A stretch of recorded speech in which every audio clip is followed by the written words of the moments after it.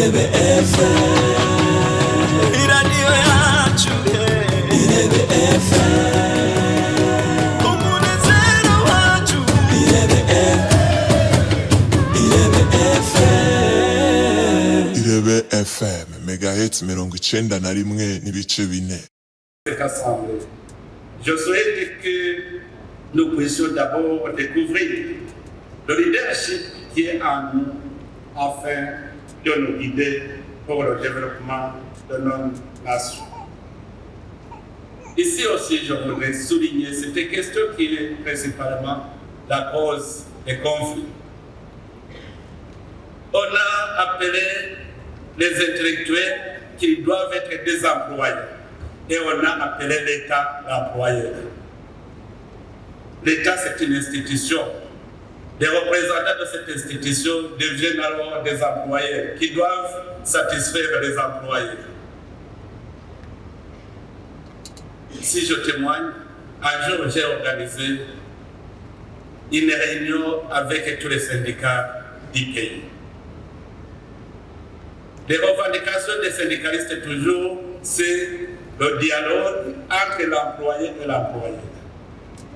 J'ai demandé aux syndicats des services publics d'abord de se séparer des syndicats des services privés. Alors j'ai demandé aux syndicalistes des services publics de chercher l'employé pour qu'on commence le dialogue. Et regardez le président de la République. Moi j'ai dit, je suis aussi le fonctionnaire de l'État. Vous êtes fonctionnaire de l'État.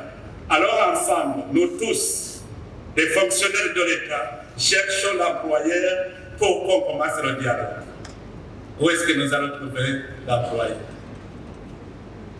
Les fonctionnaires, les intellectuels, oublient que ce sont eux qui représentent l'État dans les services qu'ils occupent.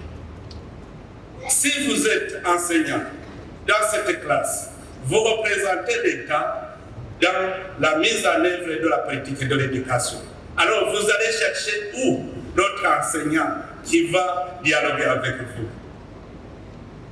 La meilleure source de conflit, c'est que nous les intellectuels, on nous a fait oublier que nous sommes des serviteurs.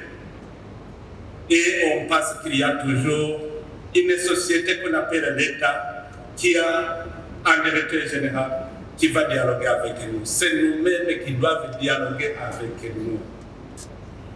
Et quand il commence à chercher l'employeur, il cherche celui qui est à la tête d'un service ou de l'État.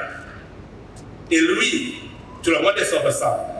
Ils deviennent des concurrents et ils disent « ôte-toi de là pour que je me mette ». Il n'y a pas de solution. Si vous dites « ôte-toi de là pour que je me mette », si vous allez là-bas, qu'est-ce que vous allez faire? Vous allez entamer ce dialogue. Même cette maladie se trouve chez les politiciens, les chefs des partis politiques. Ils vous diront, si vous me disez, je vais vous faire ceci, ceci, ceci, je vais construire des routes, des écoles, demandez-lui, où est-ce que vous allez trouver de l'argent? Parce que l'argent, j'ai du travail des citoyens. Alors, si vous me dites, je vais construire une route, où est-ce que vous allez trouver de l'argent? Si vous ne me montrez pas où je vais trouver l'argent pour continuer à l'État, comment vous allez trouver de l'argent? Montrez-moi donc la vision que vous avez. Qu'est-ce que nous allons faire? Voilà la cause du conflit, c'est parce que nous sommes devenus employés, nous ne sommes pas des travailleurs. Alors il faut changer, c'est le monde. C'est pour cela que j'invite la jeunesse de commencer à être des leaders. Un bon leader, c'est celui qui doit avoir une vision de l'avenir. Comment nous allons vivre l'avenir?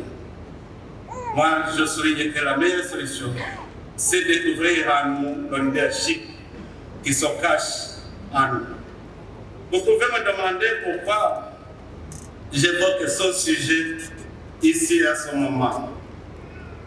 Pour moi, Je considère que la vie future de notre jeunesse, le futur de nos nations se forgera à partir de la découverte du leadership qui est en nous depuis notre conception.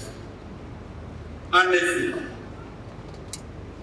ici, je parle de cette histoire à la jeunesse parce que nous, les adultes, nous avons été contaminés. Il faut que vous, la jeunesse, vous compreniez réellement. Si nous lisons dans les Saintes Écritures, l'homme a été créé pour dominer la terre et tout ce qui s'y trouve. Notre leadership naturel est né de la volonté de Dieu quand il décida de créer l'homme. Ainsi, Dieu a dit, faisons l'homme à notre image, selon notre ressemblance, et qu'il domine sur les poissons de la mer, sur les oiseaux du ciel, sur les bétails, sur toute la terre et sur tous les reptiles qui rampent sur la terre. C'est Genèse 1, verset 26. Notre leadership naît de là. Ici, tout le monde est leader. Il reste à faire renaître ce leadership pour pouvoir l'utiliser dans la création de notre futur. L'origine du conflit vient quand l'homme cherche à dominer l'homme pour le contrôler des ressources communes. C'est là l'origine. L'homme commence à dominer l'homme, alors qu'à la création, ce n'était pas prévu que l'homme domine l'homme. L'homme domine la terre et tout ce qui s'y trouve, mais il n'a pas eu l'autorité sur l'homme. Le conflit commence quand l'homme veut dominer l'autre homme pour le contrôle des ressources communes. Le leader, c'est celui qui sait transformer la situation du moment pour créer un avenir meilleur. C'est vous les jeunes qui doivent le faire aujourd'hui. Vous devez étudier comment transformer la situation du moment pour créer un meilleur avenir. Et si nous comptons sur les autres, il nous sera difficile de créer cet avenir. En ce qui est de la question de l'exploitation de nos ressources naturelles comme source de conflit, avant de créer l'homme, Dieu avait mis en place toutes les ressources qui serviront à la vie de l'homme et celui-ci a été appelé à les transformer. Dans la Bible, nous lisons dans Genèse 2, verset 26, que lorsque l'Éternel Dieu fit la terre et des cieux, aucun arbuste des champs n'était encore sur la terre et aucune herbe des champs ne germait encore. Car l'Éternel n'avait pas fait pleuvoir sur la terre et il n'y avait point d'homme pour cultiver le sol. Le début de la vie de l'homme. L'homme doit être pour cultiver le sol.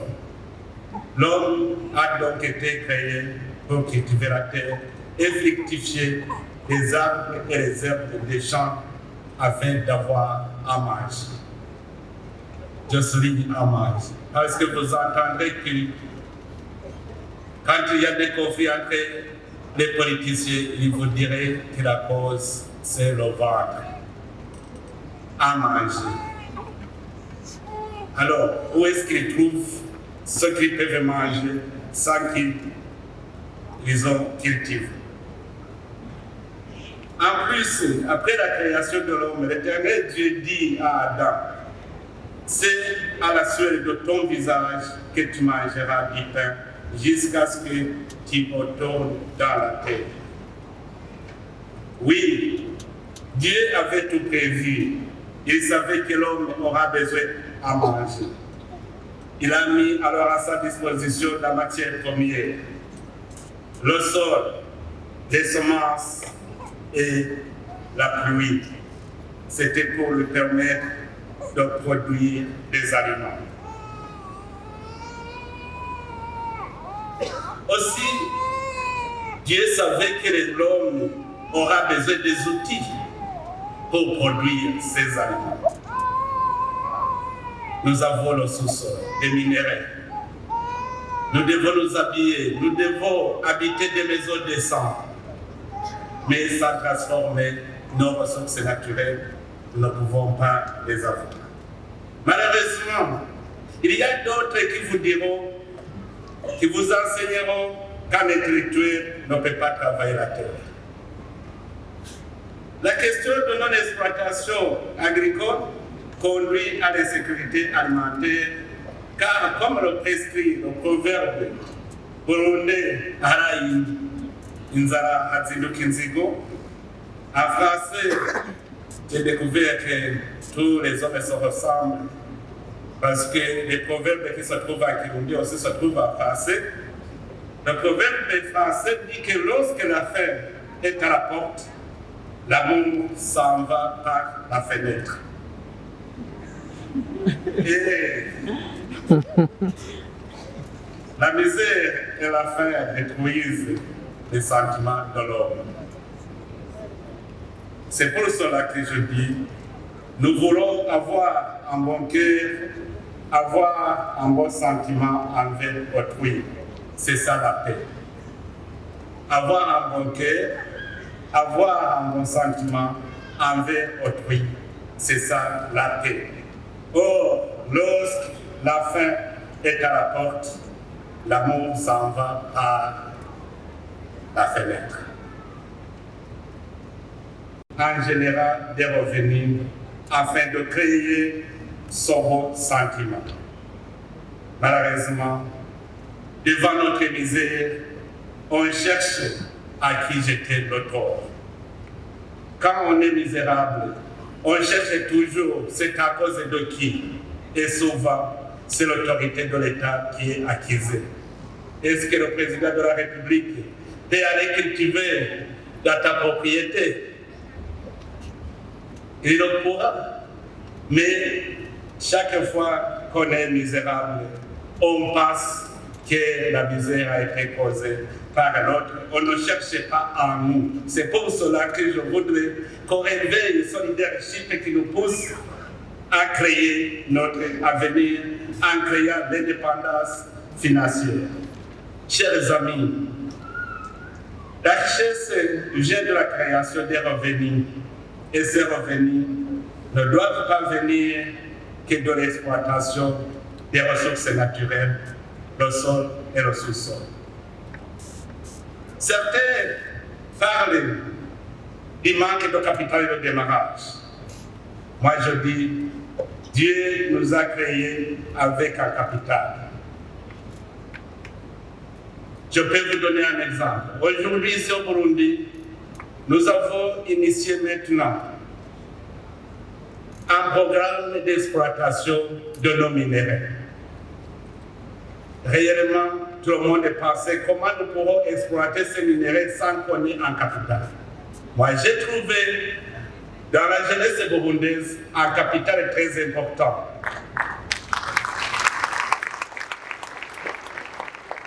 J'ai dit, maintenant nous avons un champ qui est mis pour être récolté. Nous avons besoin de travailler pour récolter son champ. J'ai mobilisé toute la jeunesse burundaise et aujourd'hui on a commencé à vendre nos minéraux grâce à la force de nos jeunes. Demain, on aura son capital pour pouvoir acheter des machines afin de transformer. Nous avons maintenant des ingénieurs. Si aujourd'hui on vend des minéraux bruts, demain on va vendre des minéraux semi-finis. Après demain, on va vendre le produit de ces minéraux. Mais tout ne se fait pas en même. Si cette mobilisation des jeunes vers la destruction de nos pays était une mobilisation des jeunes pour aller dans le domaine de production, notre jeunesse serait contente parce que maintenant, ceux qui ont entré dans ce domaine, maintenant reçoivent des revenus. Ils sont maintenant contents. Ils n'ont pas le temps dans les politiques contre-productives. Maintenant, ils travaillent et je vois que nos jeunes sont satisfaits aujourd'hui grâce à ce programme d'exploitation minière. Moi, je n'ai pas attendu et je me suis étranger parce qu'ils viennent au camp. Ils viennent au camp, on aura peur de faire. Mais j'ai vu que les minéraux, le secteur minier, peut occuper 80% de la jeunesse burundaise. Et aussi, il faut noter que la base a été que nous avons maintenant des ingénieurs géologues, des ingénieurs miniers qui ont fait des explorations, qui ont fait des recherches. Et du jour au jour, on découvre même des minéraux qu'on ne savait pas qu'ils existent dans le pays. Et ce sont ces ingénieurs maintenant qui sont devenus des commandants des autres jeunes qui n'ont pas eu la chance de fréquenter l'école. Et je pense qu'avec tout cela, nous allons réussir. Alors, Excellences, mesdames, messieurs, de tout ce que je viens de dire, vous comprenez pourquoi nous avons choisi ce thème pour la 4e édition du dialogue continental sur l'agenda jeunesse, paix et sécurité en Afrique. Au-delà des discours, l'autonomisation et l'engagement des jeunes dans le développement durable, les systèmes agroalimentaires et les chaînes de valeur minières en moteur essentiel de l'agenda continental jeunesse, paix et sécurité. Excellences, mesdames, messieurs, oui, nous devons rendre le système agroalimentaire et les chaînes de valeur minières le moteur essentiel de l'agenda continental jeunesse, paix et sécurité, parce que le ventre affamé n'a point d'oreille.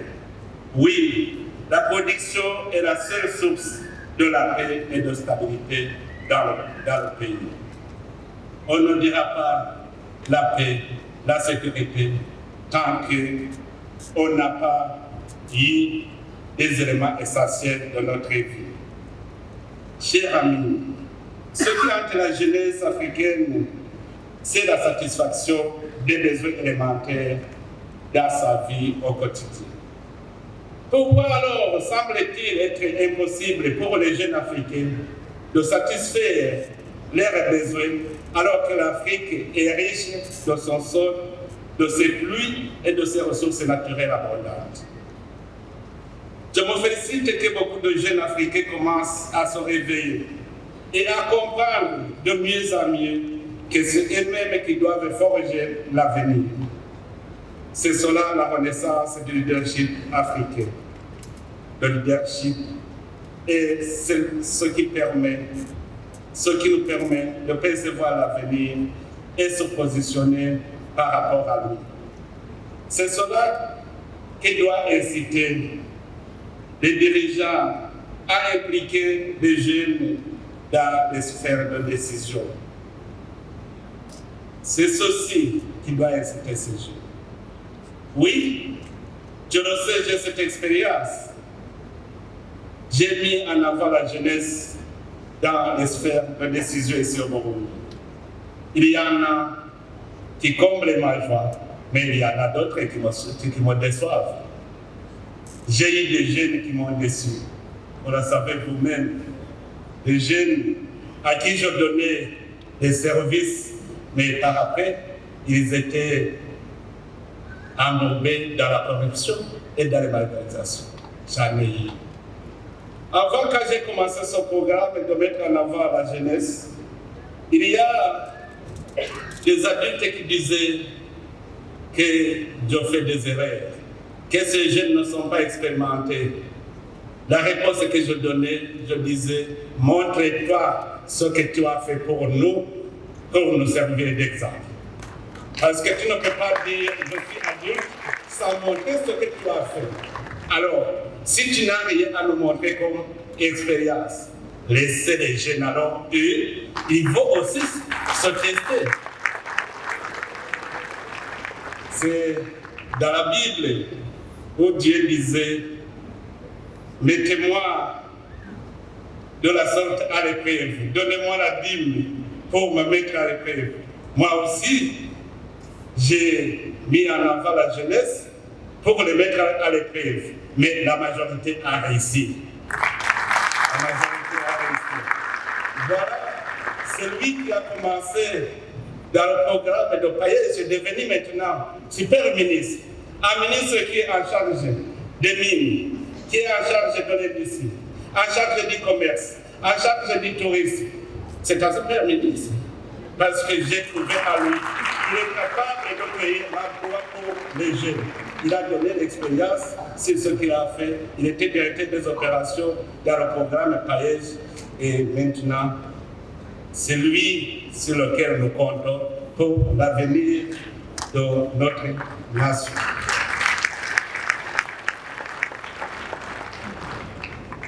En effet, Excellences, Mesdames, Messieurs, ici je m'adresse aux adultes pour leur faire comprendre la situation dans laquelle nous sommes passés.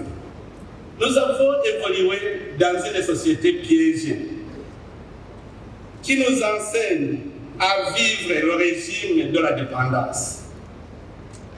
On étudiait. On nous disait que si vous étudiez, vous serez employé au lieu de produire. On vous disait que l'État a été qualifié l'employeur qu'il va vous donner du travail. Il y en a même qui disent que nous sommes pauvres parce que l'État ne fait rien pour nous, oubliant que cet État dont on parle est comme un arbre dont nous sommes les branches. Si l'arbre est coupé, le tronc, les branches et les fruits qu'il porte tombent tous. Nous avons donc besoin d'entretenir cet arbre. Ce n'est pas l'arbre qui nous entretient, c'est nous qui devons entretenir l'État pour lui donner la vigueur de nous porter. Et pour cela, nous devons avoir des moyens de l'entretenir. Et d'où viendront ces moyens? Il y a des fonctionnaires qui ne savent pas d'où vient leur salaire. Les fonds que l'État utilise dans tous ces programmes ne proviennent que des impôts, des taxes et des redevances. On ne peut pas avoir des impôts et des redevances sans avoir produit des revenus. Tout comme on ne peut pas prétendre avoir des taxes tant que les citoyens n'ont pas le pouvoir d'achat. J'ai fait cette observation aux opérateurs économiques. Les opérateurs économiques qui pratiquent des contrebandes.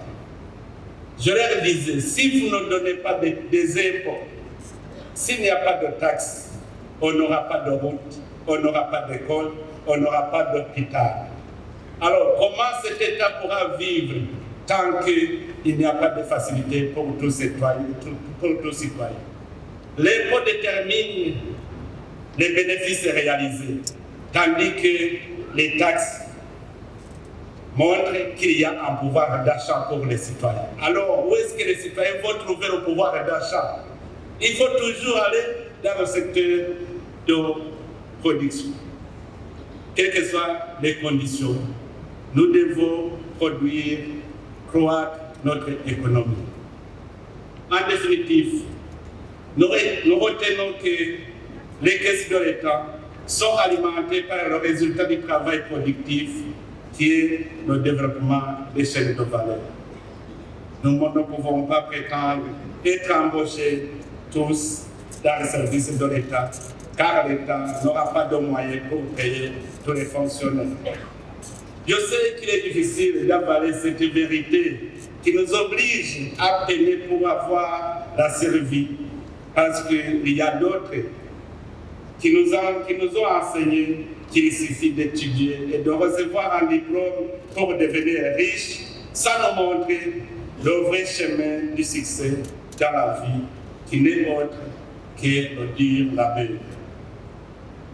Ils nous jugent que nous sommes pauvres, mais entre-temps, ceux qui nous jugent que nous sommes pauvres, ce sont eux qui sont en train de piller nos ressources naturelles.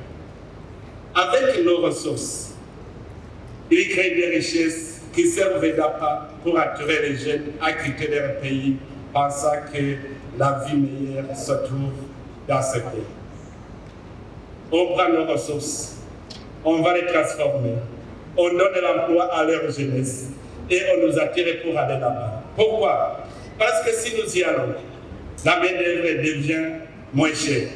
Mais aussi ceux qui transforment, ils vont le vendre chez nous à plus cher.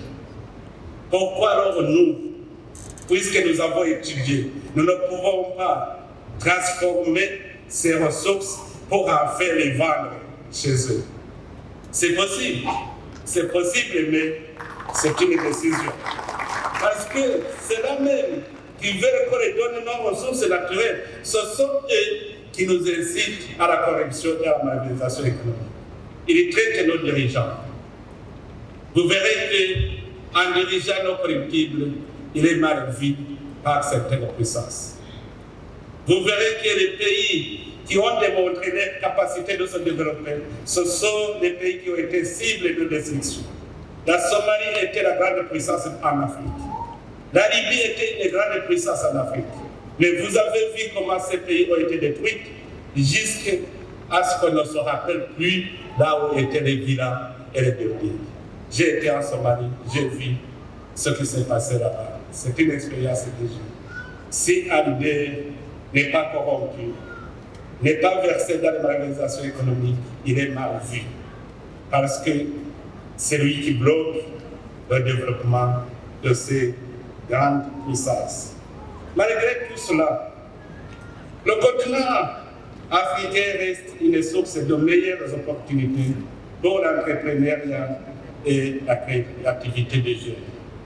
Chaque jour, je vois des jeunes Africains qui exhibent leurs talents dans les secteurs de production variés. Les uns dans l'agriculture, l'élevage et les PIC, d'autres dans l'industrie de transformation et dans la production artistique et j'en passe. Je suis de près des activités de la jeunesse. La jeunesse africaine commence à se réveiller. Je vois sur les chaînes YouTube ce qui montre comment ils rapportent quand ils adhèrent au secteur agricole. Je vois en Afrique de l'Ouest, en Afrique centrale, en Afrique de l'Est, les jeunes démontrent très bien qu'il y a moyen de créer des revenus quand nous acceptons de pratiquer l'agriculture et l'exploitation de nos ressources naturelles. Nul n'ignore que les innombrables opportunités qu'offre le continent africain et qu'il faudra aussi les capitaliser. La main-d'œuvre jeune, les ressources énergétiques et minières, les atouts naturels dont regorge le continent africain sont des facteurs qui peuvent favoriser l'autonomisation et l'engagement des jeunes dans le développement durable du continent. La croissance verte et la résilience climatique pouvant booster les systèmes agroalimentaires et les chaînes de valeur, moteur essentiel de l'agenda continental, jeunesse, paix et sécurité. Avant de clore ce chapitre d'exploitation minière, je voudrais aussi vous faire un petit témoignage que j'ai trouvé ici sur terre. Partout dans les sites où nous avons trouvé des minéraux, on a trouvé que pendant la colonisation, ces minéraux étaient exploités. On a trouvé des tunnels de longueur de plus de 500 mètres. Mais à l'indépendance, on a tout bouché et on a planté des arbres et on a qualifié ces zones de réserve naturelle où les gens ne peuvent pas piétiner. Ici, on a trouvé plus de 8 sites où il y avait des tunnels qui avaient été bouchés. Mais malheureusement, on continue de nous donner des aides. Alors qu'il fallait au moins nous dire que nous avons une richesse qui se cache sur notre terre. C'est un témoignage que j'ai trouvé. J'ai circulé dans tout le pays pour explorer, voir réellement si le Burundi, le sous-sol du Burundi est pauvre. Ici dans notre pays, ce qu'on étudie à l'école, on nous disait que le sous-sol du Burundi est extrêmement pauvre. Que ce qui se trouvait seulement c'était la tourbe. Un minerai qui ne valait rien, mais aujourd'hui ça a la valeur. ça a la valeur. Alors, imaginez-vous, j'ai trouvé plus de 119 sites d'or. J'ai trouvé que partout, c'est le Corta, c'est Cassitérique, c'est Oroframide. J'ai trouvé que partout, les rochers que nous avons sont des pierres précieuses. Tout cela a été découvert aujourd'hui par la jeunesse, les jeunes ingénieurs, géologues et miniers. Je les remercie. Parce que ce sont eux qui m'ont fait découvrir la réalité burundaise, la richesse qui regorge le Burundi.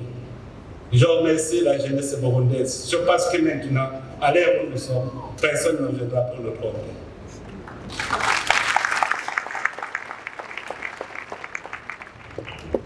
Chers honorables et distingués invités, mesdames, messieurs, la jeunesse est synonyme d'avenir et d'espoir, mais aussi d'opportunités à saisir.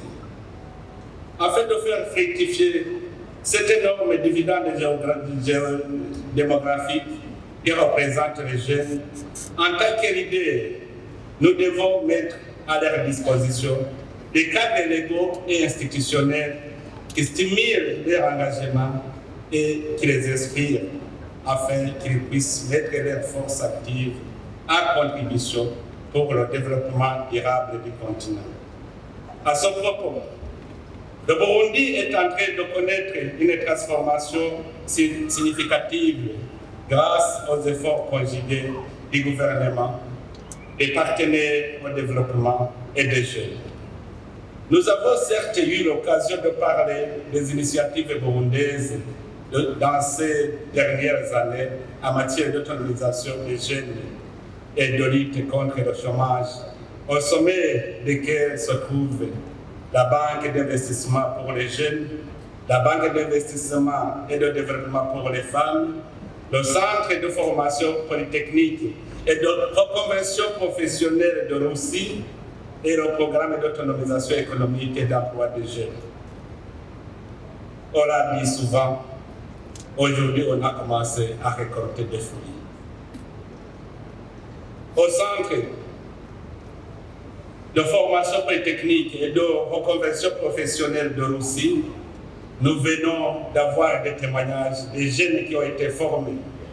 Je remercie l'Union africaine à travers la BAD qui ont financé l'équipement pour ce centre. J'ai vu un jeune qui avait le baccalauréat en langue française. Est-ce que si vous avez le bac en langue française, qu'est-ce que vous pouvez faire dans la production?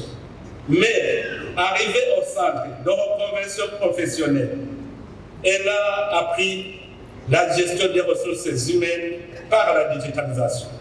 Et quand il a terminé, il nous a démontré qu'il est capable maintenant de gérer les ressources humaines d'une entreprise. Mais avant, il ne savait pas. Nous avons vu des ingénieurs en construction qui ne savaient même faire des plans de maison. Mais aujourd'hui, ils sont capables avec les logiciels qu'ils ont appris. Nous avons presque les équipements pour la formation dans tous les domaines, que ce soit l'agriculture, que ce soit la technologie, même l'irrigation. On apprend aux jeunes comment faire l'aménagement des irrigations. Donc ce centre nous a été très utile. Pour le paillage et la banque de développement pour les jeunes, on a eu depuis 2021 des chiffres qui nous indiquent que 44 929 jeunes ont été directement formés. 4 558 projets ont été financés par le programme. 4 558 projets ont été financés par le programme. 4 514 stages ont été offerts aux jeunes. 13 556 000 jeunes ont été sensibilisés. 609 stagiaires embauchés. 16 846 emplois permanents ont été créés. 83 469 emplois temporaires ont été créés. Et 51 977 emplois potentiels ont été créés. Parce que si vous créez une entreprise, vous créez aussi l'emploi. Ceci veut dire que les initiatives d'autonomisation et de la jeunesse sont en train de reconfigurer nos structures économiques de notre pays. Grâce à l'appui des différents programmes et structures à leur disposition, les jeunes burundais continuent d'innover dans des domaines clés comme l'agroalimentaire, les technologies, l'exploitation minière, l'économie circulaire et les services sociaux. Nous sommes plus que satisfaits et très heureux de noter que les jeunes burundais manifestent une grande disponibilité à s'impliquer et à participer aux actions de développement et surtout à prendre des responsabilités dans l'élaboration, la mise en œuvre et le suivi des projets et programmes qui déterminent véritablement leur avenir et celui de la nation burundaise à travers les structures mises sur pied par le gouvernement. Honorables distingués invités, mesdames, messieurs, comme d'aucuns parmi nous le savent, les questions en rapport avec la jeunesse, la paix et la sécurité sont des questions transversales qui nécessitent d'être associées à des programmes et des interventions particulièrement centrées sur la protection sociale, la protection de l'environnement, la consolidation de la paix et l'autonomisation des jeunes. C'est dans ce cadre que des efforts visant à promouvoir la paix et la sécurité en Afrique, en particulier l'intégration de la contribution des jeunes, ont été entrepris par l'Union africaine. En effet, plusieurs initiatives telles que l'adoption par l'Union africaine de l'agenda jeunesse, paix et sécurité visent à promouvoir l'autonomisation et l'engagement des jeunes dans les efforts de paix, de sécurité et de gouvernance à travers le continent. L'adoption de la résolution 2250 sur les jeunes, la paix et la sécurité par le Conseil de sécurité des Nations Unies en 2015 a consacré l'inclusion des jeunes dans la construction de leur propre avenir en invitant à prendre part à la création des solutions pacifiques dans les régions touchées par la violence et les conflits armés. L'influence de la jeunesse sur la marche du monde reste prépondérante. En les associant au vrai sens du terme, aux initiatives de la promotion de la paix et de la sécurité et de la stabilité en Afrique, les institutions concernées doivent donner de la visibilité aux contributions que les jeunes apportent au monde d'aujourd'hui et à celui de demain. Je ne le dirai jamais assez. Nos meilleures ressources sont les jeunes de nos pays.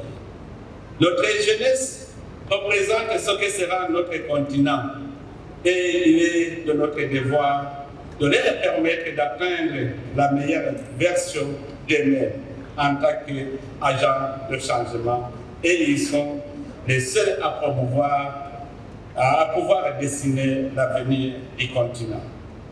L'Afrique doit impérativement investir dans des solutions qui offrent aux jeunes de réelles possibilités de se lancer dans les activités qui leur permettent de réaliser leurs rêves et devenir des architectes de leur propre destinée. C'est pour cela que j'invite mes homologues présidents et chefs de gouvernement africains à prendre des initiatives audacieuses de nature à permettre aux jeunes de se sentir soutenus et encouragés. Aussi, j'invite les jeunes à ne pas se distraire et aussi à apprendre la discipline de la vision.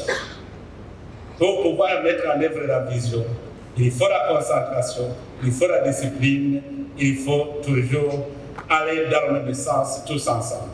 Ici au Burundi, notre slogan, c'est « Ensemble, tout est possible ». On ne pourra vaincre la pauvreté que si on est ensemble. Les dirigeants et les dirigés, les adultes et les jeunes, ensemble, nous pourrons bâtir notre avenir. Et nous devons le comprendre tous. Les systèmes agroalimentaires et les chaînes de valeur minières sont des secteurs clés pouvoir booster l'économie africaine. Ils offrent des opportunités pour les jeunes de créer des emplois. Je l'ai dit, maintenant, plus de 5 000 jeunes sont employés dans le secteur minier. Ces programmes peuvent aussi offrir des opportunités de développer des entreprises et de contribuer au développement des pays ainsi qu'à leur autonomisation. Cependant, ces secteurs sont également confrontés à des défis importants tels que la dégradation de l'environnement, la course des grandes puissances qui veulent exploiter les minéraux et les exporter à l'état brut. Honorables et distingués invités, mesdames, messieurs, en concluant, je voudrais réitérer notre vœu le plus cher, que ces assises restent une meilleure opportunité d'échange, d'ouverture et de prise de conscience des enjeux du moment. Ici, dans ces assises, vous aurez l'occasion de discuter et d'échanger l'expérience. Mais d'ores et déjà, il faut nous-mêmes nous focaliser sur la question de paix et de stabilité. Si nous n'acceptons pas de se faire violence pour résister à cette pauvreté et commencer à travailler, toujours on sera dans le cercle vicieux de destruction et le développement ne sera pas possible dans nos États. Il est temps qu'on se fasse violence, qu'on contribue à la réalisation de notre aspiration d'intégrer les jeunes dans la construction de la paix, de la sécurité en Afrique et voir les jeunes Africains prendre en main leur développement économique par la création d'entreprises et la valorisation des produits africains et de prendre leur destin en main pour devenir des architectes de l'avenir. C'est à ce prix que nous parviendrons à l'édification d'une Afrique sûre et stable, une Afrique prospère, intégrée, unie, une Afrique où il fait bon vivre. C'est sûr, c'est vrai, que nous déclarons solennellement ouvert les travaux de la 4e édition du dialogue continental sur la jeunesse, paix et sécurité, organisé sur le thème au-delà des discours, l'autonomisation et l'engagement des jeunes dans le développement durable, le système agroalimentaire et les chaînes de valeur minière, un moteur essentiel de l'agenda continental, jeunesse, paix et sécurité. Que Dieu bénisse vos travaux. Je vous remercie de votre aimable attention. Irebe FM, iradiyo yacu Irebe FM, umunezero wacu Irebe FM, Irebe FM, megahertz 91.4.